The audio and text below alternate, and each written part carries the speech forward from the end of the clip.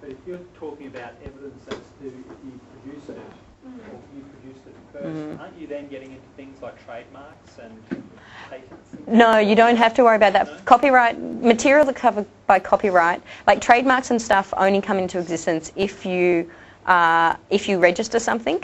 And evidence is very important in about whether or not you created it first is very important for trademarks and stuff like that, but it's just as important for copyright.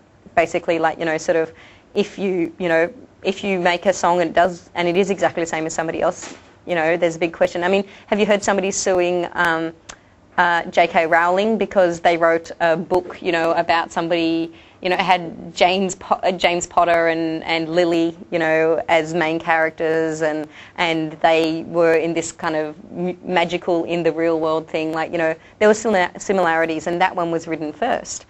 But it's pretty obvious, honestly, if you look at the two different works, that it was an independent creation. So you can actually independently create something that's similar to somebody else's, and you won't get in trouble. So if I do a squiggle and then you do a squiggle without seeing my squiggle and they're exactly the same, you haven't infringed my copyright.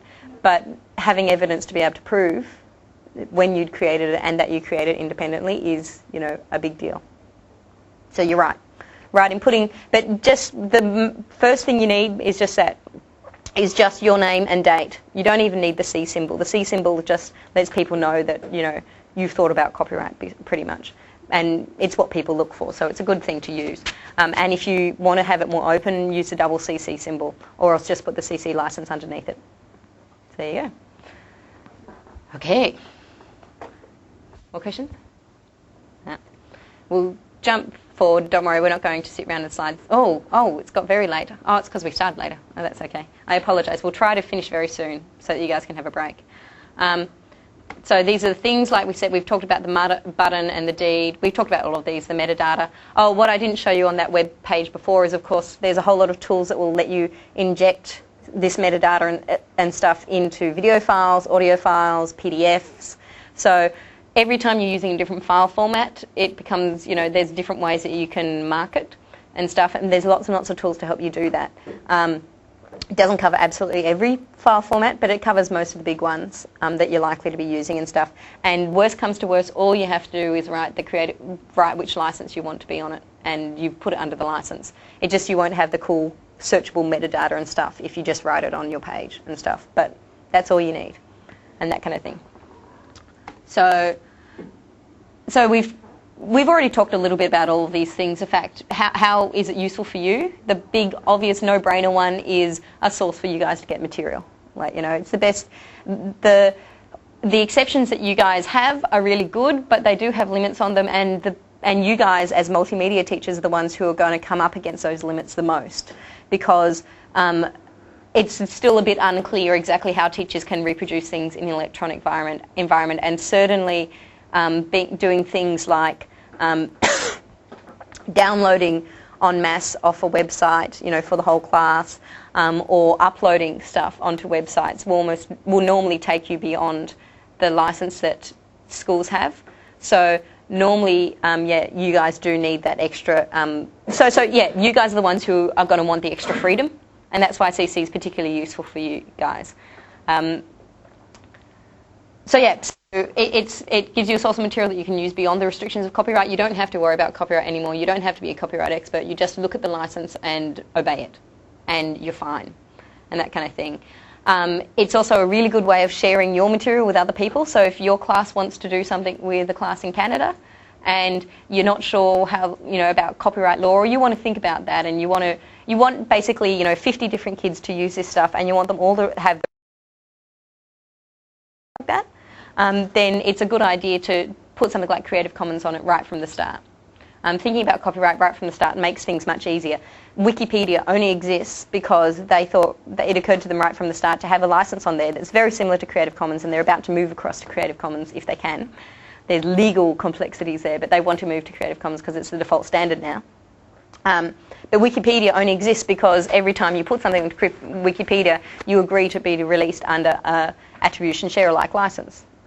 Because otherwise, the other 100 people who want to put stuff on that web page couldn't reuse your material, and it just becomes extremely complex. So having a license like this is often a very good way. It's basically very useful for collaborative things, and it's also very useful if you just, you've done a really cool worksheet and you think your worksheet is great and you put it up there and lo and behold somebody else doesn't have to write the same worksheet.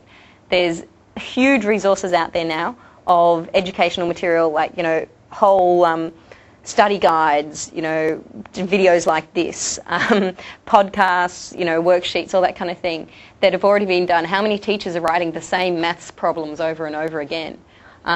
And the stuff's already out there. And it's not about just copying other people's work. It's not about being lazy. It's about being able to, not starting from scratch every time, not reinventing the wheel. Like, you can improve on the stuff that's out there as long as it's under a license that lets you change it. But yeah, and hopefully every time it'll get better until you get like the world's best worksheet ever type thing. And you can adapt it for your particular classroom and all that kind of thing. So this is the idea, is that teachers shouldn't there's so much productive, creative output being done by teachers every single day, and most of it goes to waste. And wouldn't it be great if it didn't so much, if we shared it with each other, and that kind of thing. And the very last thing, well, actually the one that I'm going to add before we put these slides up on Blackboard, because I mentioned the other day too, is of course it's a good way of teaching kids about copyright, like we've already talked about, teach them how they can do things rather than what they can't do. They're more likely to respect it if it isn't a giant, big, ugly barrier to everything they want to do. And the last one is there's a bit of a movement in the educational areas to get more and more teachers using this stuff so that they have to pay less. At the moment, you guys pay hundreds of thousands of dollars to use stuff like the courts material database that we guys have here. QUT pays huge amounts of money to copyright owners to be able to have that material on the database. And if there was more stuff out under CC, and if teachers were using more stuff under CC, that bill would technically go down, because technically you shouldn't be paying for something you already have a license for. That's all, in the future, but that's a good reason to start incorporating things into your class more, because you're freer to use it, and hopefully eventually it'll cost your schools less. That kind of thing. We've already talked about this, 160 million. You can see they all have buy. That's because those clever ones of you would have noticed that pretty much that every license has buy in it. So you do always have to attribute under CC. That's because everybody wanted it, and because moral rights makes it pretty much illegal not to attribute, so may as well. And it's good. We like attribution. Everybody wants it. Most of them have non-commercial in it, but like we said, that's not a problem for you guys. Classroom stuff is normally non-commercial until you start putting things next to sponsorship. Maybe competition. That's probably the hardest question. Is a competition commercial use? Probably not. It's probably not, because you're normally doing it for non-profit purposes, and the fact you might make some money off it doesn't make it commercial. It's about whether or not you're doing it for commercial purposes. But if it's a competition sponsored by Coke and there's big Coke signs splashed all over everything, maybe it is commercial. So, but the good thing is that if you're ever worried that your work doesn't work, your use might not be allowed, you just default to a broader license. You just find something similar that is just as good under an attribution-only license or whatever that you can use.